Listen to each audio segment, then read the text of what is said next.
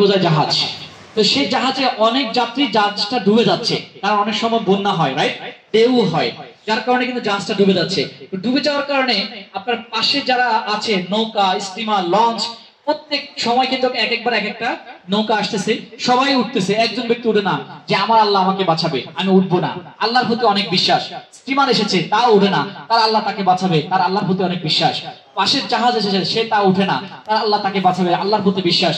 Helicopter এসেছে, বিমান এসেছে, সে কোনোটাতে উঠে নাই, কারণ আল্লাহর প্রতি অগাধ বিশ্বাস। হ্যাঁ, তো দেখা গেছে জাহাজটা ডুবে গেছে, সেও মারা গেছে। সে মারা যাওয়ার পর সে আল্লাহকে প্রশ্ন করে, হে আল্লাহ, আমি তো তোমার প্রতি অনেক বিশ্বাস করি, তোমাকে অনেক বিশ্বাস করি, তাহলে তুমি কেন আমাকে মেরে ফেললা? তুমি আমাকে বিশ্বাস করো ঠিকই, তোমাকে বাঁচানোর জন্য অনেক ওয়ে পাঠাইছি, যদি কোনো একটা জিনিস তুমি ভুলেও রিসিভ করতা, তাহলে তোমার জীবনটা রক্ষা পাইতো, রাইট কিনা? তাহলে আপনার জীবনে অনেক ওয়ে আসবে, অনেক রাস্তা আসবে ইনকামের।